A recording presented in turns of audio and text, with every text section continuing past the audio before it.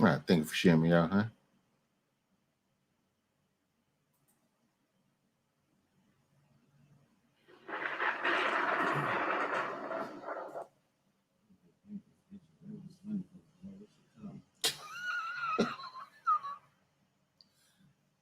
Man, this thing makes.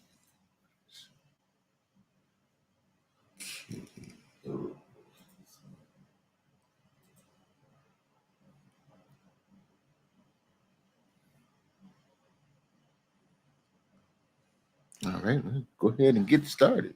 Good evening, everybody, and welcome to One on One with Uncle David. According to a U.S. Sentencing Commission report released in January 2019, 64% of federal prisoners convicted of violent offenses end up getting rearrested within an 8-year span, as compared with 40% for your non-violent offenders. Now, some of the main causes for the recidivism rate to be so high is educational illiteracy, lack of vocational skills, and lack of interpersonal skills.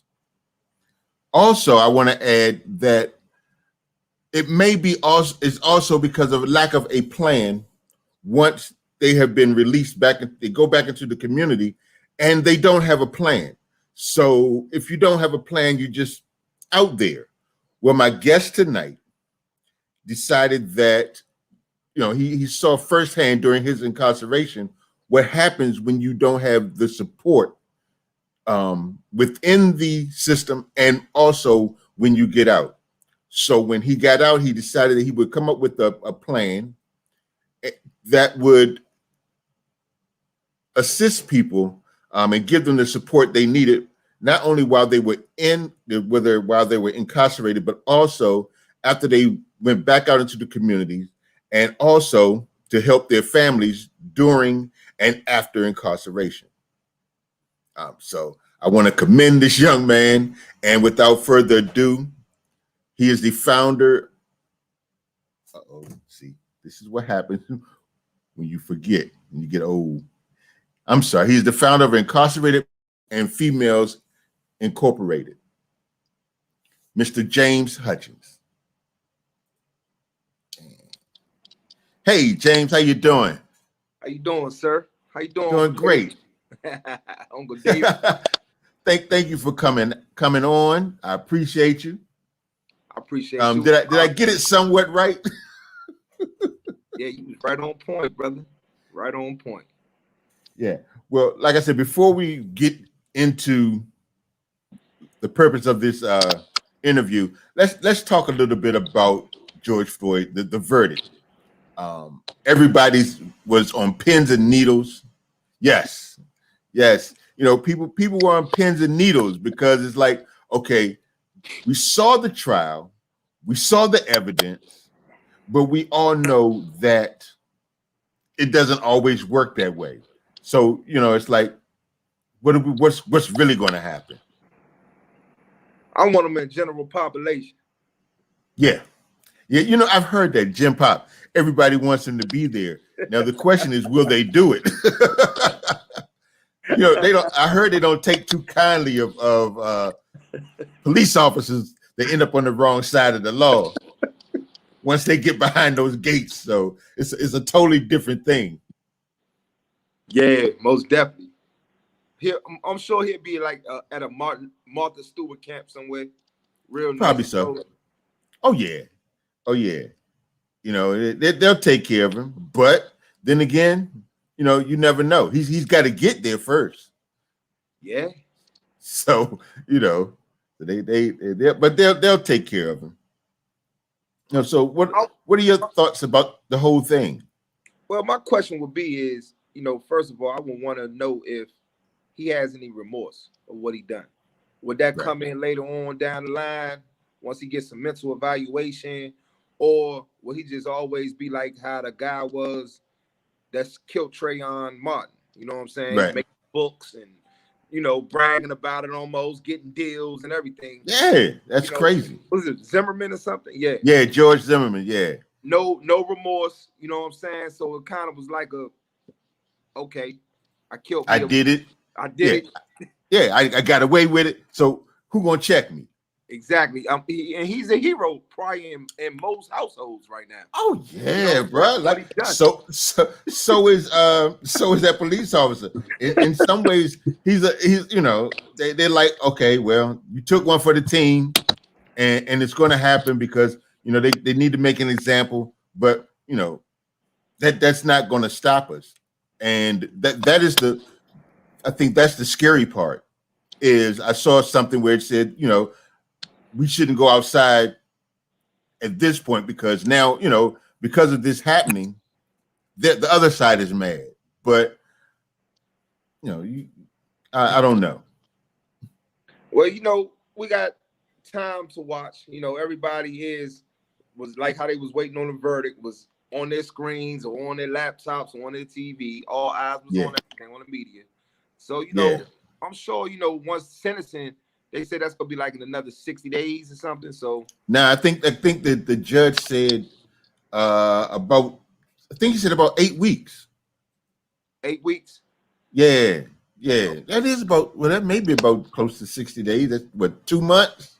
Yeah, that's 2 months. Yeah, so that's about right. Yeah, so we'll see. Yeah, but it's definitely gonna be interesting. And you know, by the family getting a call from Vice President Harris and President Biden, that was pretty cool too. You know, after the verdict was read.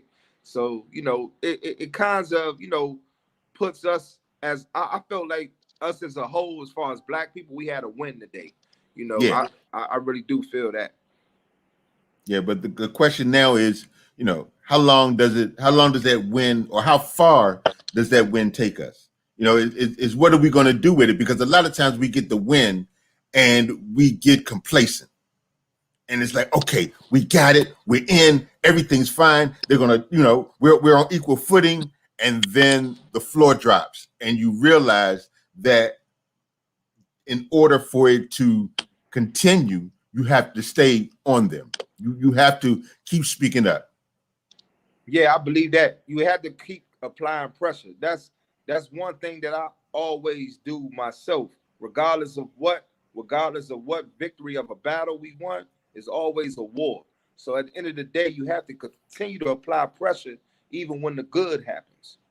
Yes. Now I do have somebody that has a couple of questions. Usually I like to wait till near the end, but you know, because it's, you know, not a lot of people in right now. Aunt Maddie TV has a question. Should I have a couple of questions to ask you? Okay. Oh, you know what? Never mind. I got my signals is mixed up here, so we'll just keep on going. I saw you. I caught a glimpse of your live. I believe it was, what's today? Tuesday. I think it was Sunday or Saturday or Sunday. At the Second Chance thing, I think where they expunged the record, that program that they have. Yes, that was actually the Second Chance Community first annual walk. Okay. Council member Hawkins, you know, he the one that actually did that, man. It was a great event. It was a lot of guys that came back home off the juvenile act that was there that got their time reduced because they committed their crime under the age of 18, and they did over 15 years in prison. So it was a lot of those guys that was there that was able to speak, and also a lot of executives of PG County, and also of corrections. The director of corrections in Maryland was there as well, and it was just a great look, man. I took my 2 sons with me, and it was a lot of other nonprofit organizations that's with, you know, the fight for, you know, making awareness of the incarceration, and it was beautiful, man. It was a beautiful sight out here in PG County on Sunday. Yeah, it's good that they do offer this now, because I think at one time it was like, okay, you're in here, we don't care, you know, it's you know, you were sentenced to this time. You're gonna do all your time, and if you die in there, so what? But I think, and I'm wondering if COVID plays a part in that, in that decision-making process when they decided that, okay, we're going to start, and then I know there was a lot of legwork done that had to be done before COVID.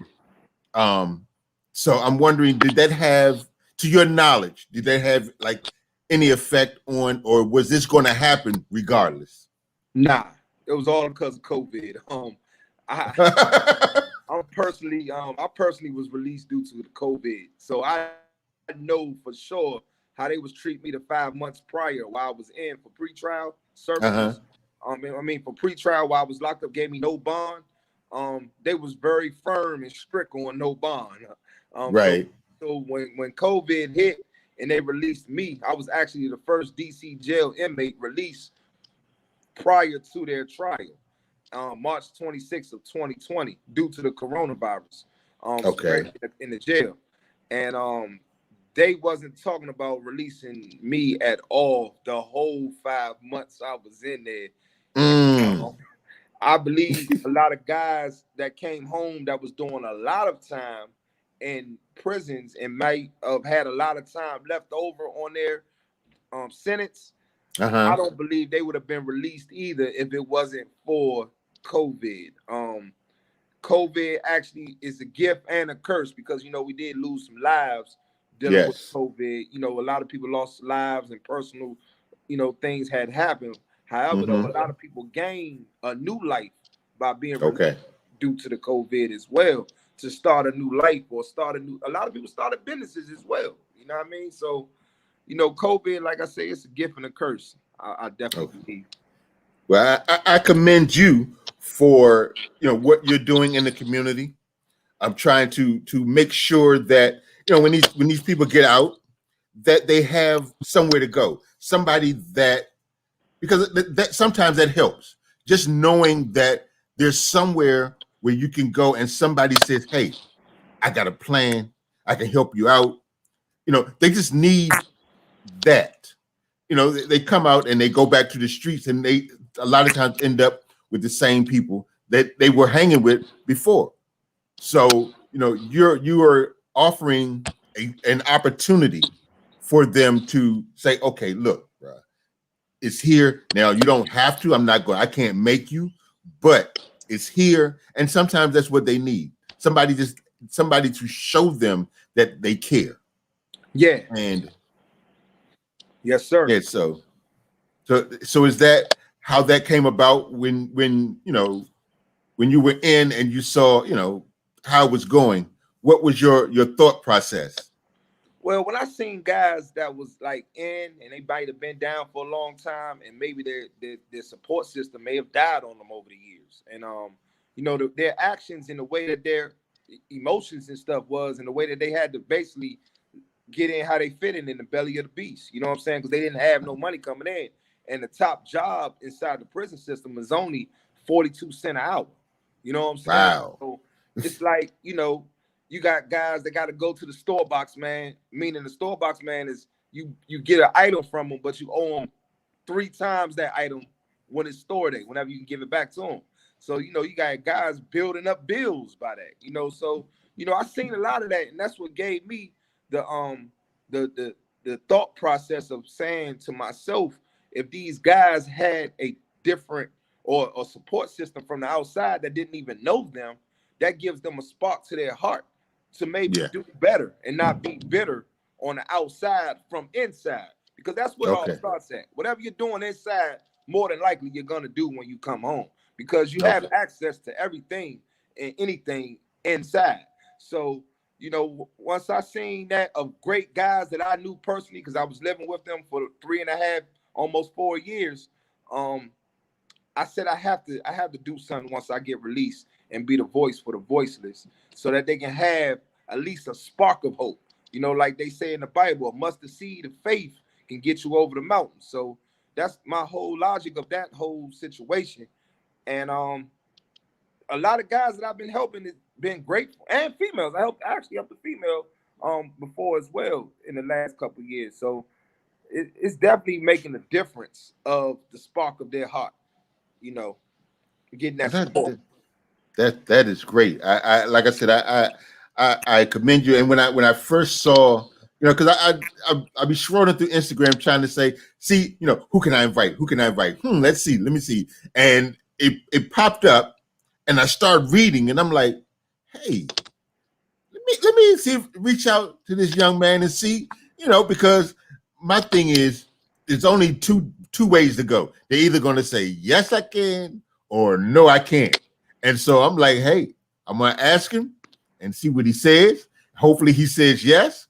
And it was like boom, like that. And I'm like, oh, okay, that's what I'm talking about. Because I think that it's important to make sure that we get information out to people, so that they can see that it's not just, you didn't just get out and say, hey, you know what, I'm going to take care of me and I ain't going to worry about nobody else. You're willing to say, hey, I'm out and I know other people are coming out behind me, and I know what it takes to avoid going back in. So now, when you came out, who were the people did you have somebody to work with you? Yeah, when I came out back in September 21st of 2015, I was actually released to Charles County, Maryland, where my fiance and my kids were staying at. And the support system was there from the actual probation officer that I had. She was, I forget her name now, but she actually was giving me like confidence, because I told her what my plan was. I told her that I wanted to have a nonprofit organization one day. I wanted to help out guys that's still incarcerated. And I came straight home talking about Incarcerated Lives Matter. Guys that knew me from the old caliber of who I was before I went to incarceration, they was just like shell shocked almost, like, what's going on? You having a voice for these guys that you just left. Shouldn't you just be taking care of yourself and be happy with your family, because your freedom is here now? And I said, right. at the end of the day, I want to make it where it's going to change the narrative a little bit, man. Yeah. The narrative of us, especially us black men, that is the most population incarcerated as a race. We come home and then we go right back like a revolving door. And it's never somebody explaining about the great stories of the ones that don't go back. It's always about that's what sells. That's what sells. The ones that don't make it. We'll talk about them, because that's what people love negativity. They just do, for whatever reason. It just happens. They're drawn to it, and so they'll look at the ones that look at him. They get out. He can't help himself. Even like when people that get out of rehab, look at them. They can't help themselves. They go right back to where they were, not understanding that it's a sickness, but it's also a lack of support. When you can't do this by yourself, when you've been hooked on something or you've been away for so long, to come back and try to do it by yourself without a support system, I would imagine that it's very hard. That's like trying to start a business. If you don't have support, people be like, I built this myself. No, you didn't. No, you didn't. You could say, in your head, that's what you're telling yourself, but you really didn't, because there are a lot of people that put in a lot of things and their blood, sweat, and tears and their help to make sure that it gets off the ground. So, like I said, you're doing a wonderful thing. That's, what was that? The $2 Tuesday. Yeah. What is $2 Tuesday? Well, today is Tuesday, and it is $2 Tuesday. It most definitely is $2 Tuesday. And it's basically something I came up with as a concept. I have a little background of having my own promotional company back from 2005 to 2011. And I believe I used to do a Taco Tuesdays, or it might have been a $2 Tuesday. It was something about Tuesdays back then. So I came up with the concept of $2 Tuesdays. So each and everybody that just donates $2 will actually go to a less fortunate, honorable inmate, money account, as far as for their commissary or for their phone calls. So I do that every Tuesday. And I tell everybody, just Cash App $2, and that money is going direct to a less fortunate honorable inmate. And then the next day on Wednesday, I usually would tell everybody how much was actually raised, and I would go to the Western Union or have my kids go to the Western Union and, you know, tell our appreciation of everybody that participated into the $2 Tuesdays. And this is how many guys with the receipt that we was able to help with the money that we raised. Okay. Now, what is that Cash App? That Cash App is actually changed now. It used to be # honorable inmates. So people might be still sending to that, because last week we had so much of an overflow of money coming in. They shut my Cash App down. Oh, wow. With a disclose, they couldn't tell me why. So yeah, they probably thought you were up to no good. Yeah, I said, oh man. So now the new Cash App is # IMF INC 2021. Again, that's # IMF INC 2021. And that's what we've been running all day today.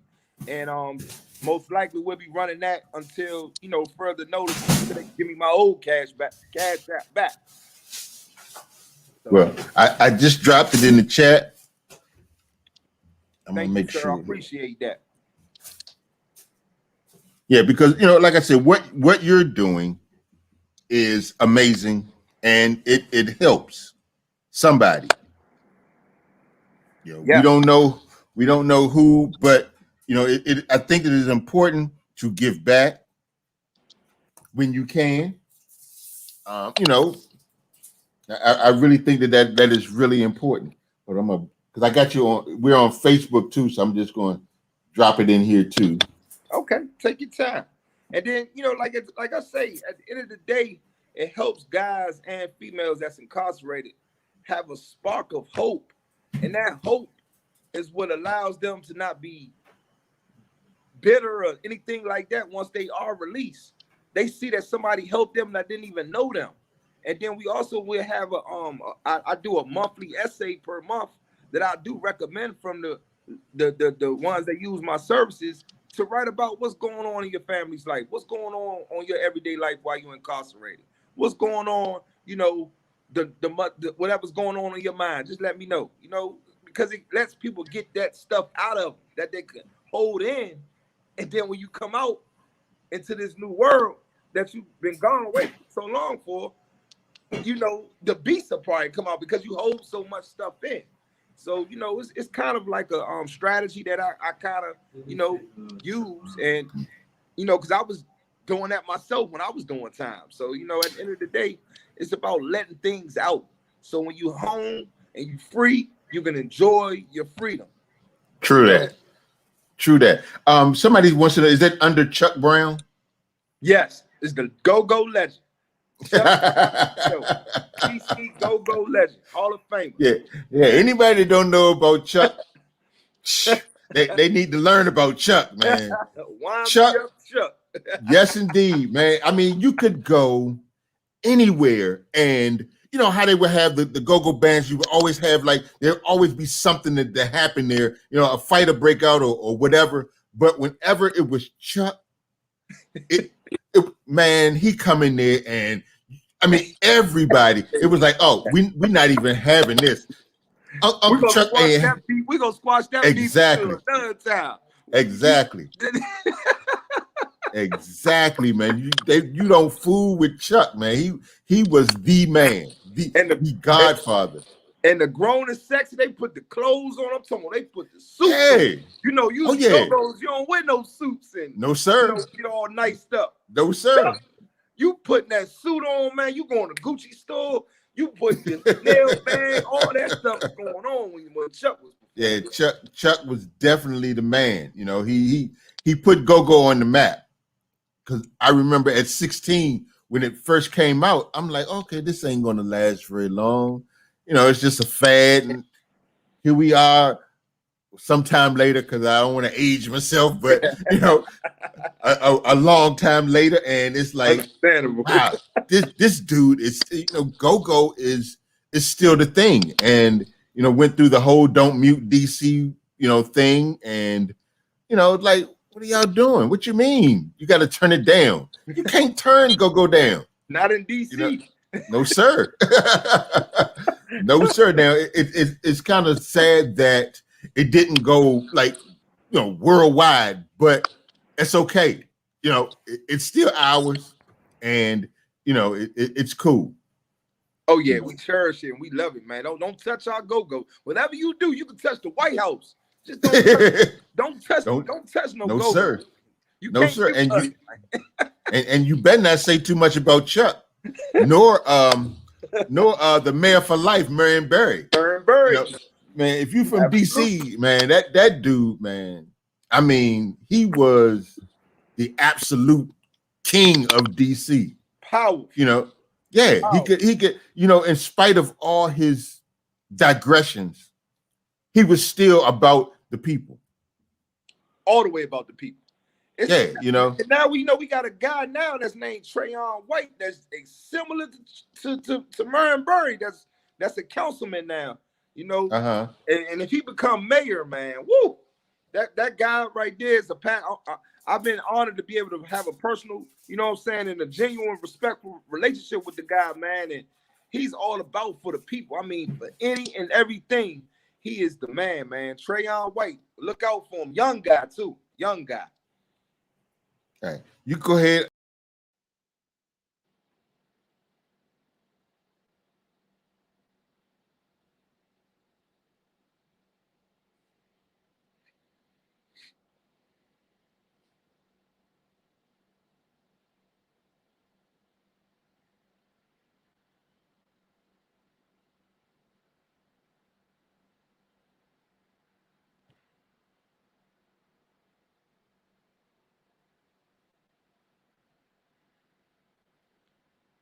Yeah, I can't hear you, Uncle David.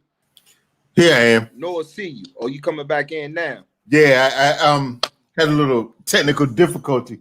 I knocked the plug out. My computer, it must have been for a minute because I noticed the screen had got dark, and I'm like, wait a minute, something's not right. I would like to say hello to everybody that has come in. Sonia, Shay's World, Tea Time, G-Fam, Lily, the Keto Girl, Fret's Kitchen. Thank y'all so much for coming in. My people on Facebook, Helena, Deborah Neal. What's up, Jeff? Hey, Nikki. Thank y'all so much for coming through. I greatly appreciate it. And again, I thank you, James, for you know, coming over and doing this, because I think what you do is very important. And the more people that know, the better off it'll be for you and for those that are, you know, not just those that are incarcerated, but those that are coming home, you know, and their families. Now, I noticed, I saw where you said you want to expand outside of incarcerated individuals. Yeah, just people, period. So, talk a little bit about that. Well, basically, we're launching a project that starts in May.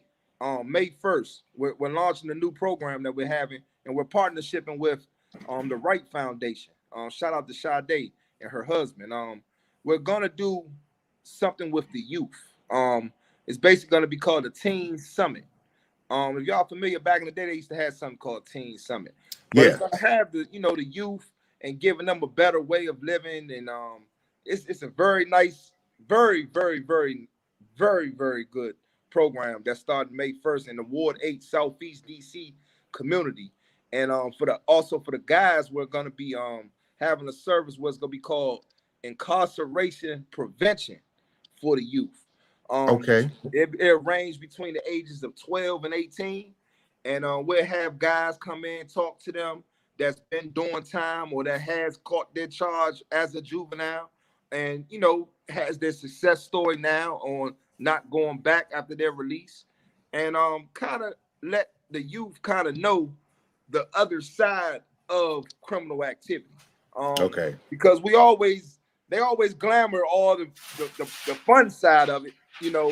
If you out there doing things that's criminal activity, but they never talk about the things that can happen once you the repercussions in prison as a youngin.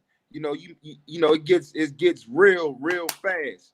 And we just want to at least bring awareness of that to the youth. So I'm excited that that's launching off in May, and that's going to be a nice. It's I believe it's a 8-week program that we're doing, and then we're trying to expand it more. But we're going to start with I believe 15 kids. Okay, well I'll definitely be keeping an eye on that and watching out to see how it's progressing, and at some point maybe we can bring you back, and it'd be something else to talk about. You can share, and maybe we can get a couple of the stories from the participants, get them to come on and talk about it, because I do know that prevention is the thing. If you can prevent it, then because I remember I had a summer job and went down to Oak Hill, and when they locked those doors, I wasn't even an inmate, and I'm like, what the, and I'd heard some things said on the street, about what they do to people. We had this one little fella with us, and I mean those guys, because he was a little Caucasian guy, he had the long blonde hair, so he was the target. And man, they were saying things they would do to him, and I'm like, really? Is that even possible? And I'm like, and the dude, he started crying. I could understand why. And then they had a lockdown while we were there, and the guy showed us all the things that they made, the shanks, and how they made it. That's when I learned that you could make a weapon out of a magazine. And I'm like, what is really going on in here? What are they really learning? So, prevention, if you can prevent these kids from getting in the system. Yeah. And I know for me it's important because I have 2 grandsons, and they're one is 16 now and one is soon to be 16. And so, right now they're good kids, and I don't necessarily worry about them. But at any moment, anything can change.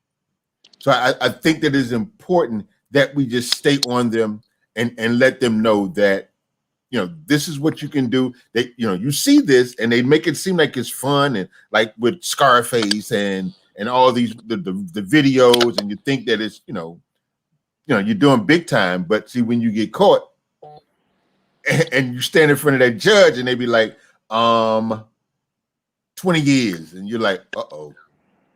So and then if you're on the feds, they're gonna give it to you in months. Wow. So it even sounds like longer.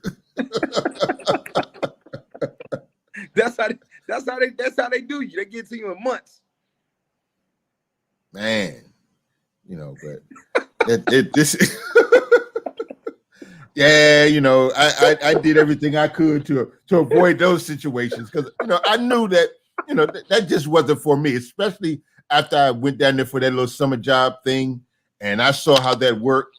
And I would see guys in my neighborhood, and they would be out on the weekends, and I'm thinking they'd be, I'm like, oh man, they hanging out all weekend, they don't have to come home. And I didn't find out. And then I would see them Monday, and I didn't find out until later on that what was happening is they would get locked up and be locked up for the weekend, because there was nothing was going on the weekend, no judge, no magistrate, none of that stuff. So that's when they would get out on Monday, and I'm like, okay, so maybe life ain't so cool to hang out after midnight, so like, there's a lot of stuff going on that I ain't know about, because my parents kept me in the house for, I understand it now, but hey, but like I said, what you're doing is great.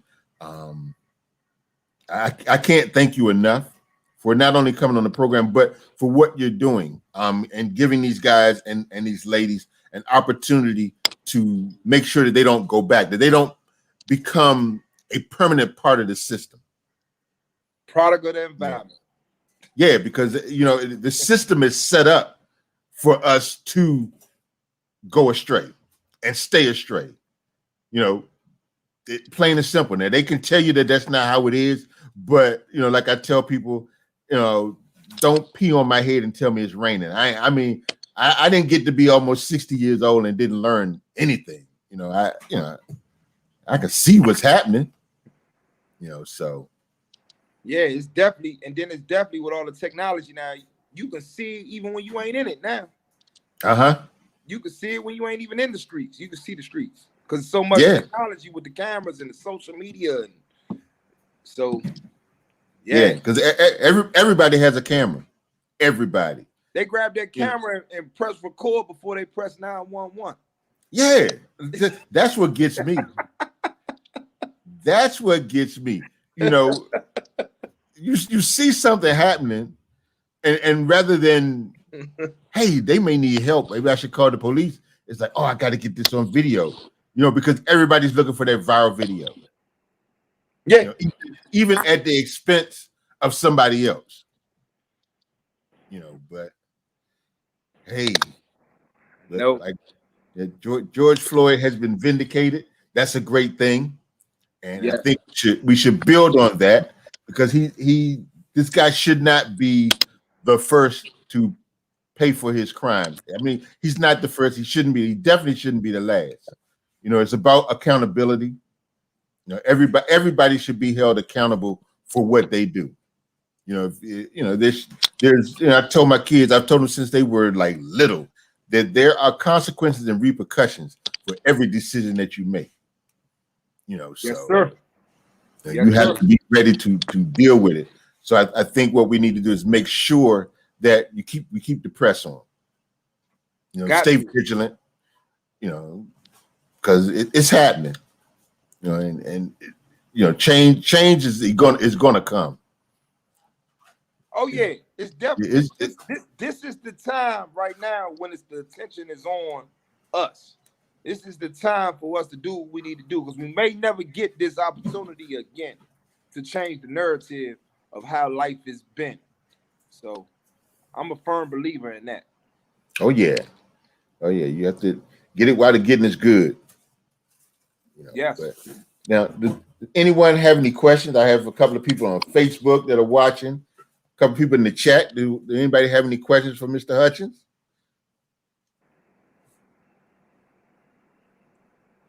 And then I'm gonna call. I'm saying it now. I want Alicia Keys. I want all them to do a concert, man, a virtual concert for us for this winter date, man. I want all the mega stars to do a virtual concert for us, man. We deserve it.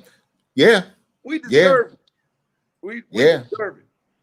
You know, I remember when this first happened, and his daughter, they held his daughter. I mean, she's like, "Daddy, you're gonna change the world." And you know, even in death, you know, you can still make changes. You know, you just need for the people to be there and stay vigilant. And you know, they didn't, you know, because sometimes you'll push and they'll push back, and you're like, okay, I can't. You know, the machine is too big. I can't push against the machine. But they kept pushing. You know, they were determined that this one wasn't going to get swept under the rug.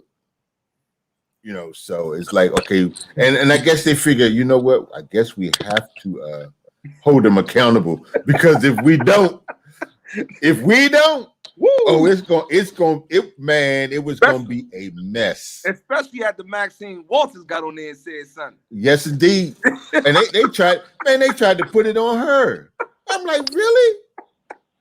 You know, she can't say that could be the cause of a mistrial. People saying all kind of foolishness, and you gonna talk about her? Man, not Auntie Maxine. Oh, you can't. Man, that's Auntie right there. Yeah, you can't be doing that. You know, but you know, they figured it out. Oh, thank you, Keto, for that super chat. Thank you, honey. I appreciate it. Thank you. There's a young lady who wants to know where to get the shirt. Tea time. What I will do is once I get the information, I will post it on Instagram and let you know, or I'll put it out on my community page. But I'll get the information out to as many people as I can. You know, so we'll get that straight. Yeah, I like that neon green. Yeah, this is like a special edition joint too, right here. This is Incarcerated Black Lives Matter. I only did 100 of these. Okay. Because I didn't want to step on nobody's toes and on nobody's feet. You know what I mean? With Black Lives Matter. So right, it's a special edition. You know what I'm saying? Okay. That I actually came out with. Yep. Okay. Well, I like that. Yeah. But are there any other questions? All righty. Well, again, I thank you so much, James, for coming on. I wish you continued success. Like I said, I will be watching. Staying in touch, and learn more about the program that you got coming up. And so, we'll definitely get back together and I'll have you back on and we could talk about the new program. And like I said, maybe we can get some of the kids to come on and they could talk about their experiences. Oh yeah, Uncle Dave, we locked in for life now, man. We're gonna have part 1, 2, 3, 4, 5. This thing is going all the way. This thing is having volumes, man. We going all the way to, till we change the narrative on all perspectives of incarceration. Okay. Well, I'm in, my brother. And like I said, I wish you well, and I would definitely be in touch. And again, thank you so much, ladies and gentlemen, Mr. James Hutchings. Thank you, sir. Thank you. I'll catch up with you, brother. I appreciate you, Uncle David. Thank you. Salute. Sure thing. My pleasure. My pleasure. Yes, all right. All right, now. Okay, take care now. Yes, sir. You do the same. All right. All righty, ladies and gentlemen. Thank you all so much. Thank you to the people on Facebook. Hey, Cousin Ruth, Aunt Gladys, Jill, James. What's happening, my brother? Thank you, Deborah. I appreciate each and every one of you. Thank you all for coming through. Lily, Shay's World. Hey, Cam. What it do, Shay? What it do? What it do? What it do? Again, I appreciate each and every one of you for coming through. I will see you all again. Oh, I'll see y'all tomorrow on the Love Stream. So that's tomorrow at 7. Aunt Maddie will be on at 6. She says hopefully. Bay and Bay is supposed to be should be on at 5, and More East is on at 8. So that is the Love Stream for now. And until then, I'll see you all later. Remember, be happy on purpose, and know that I believe in you too. Good night, everybody.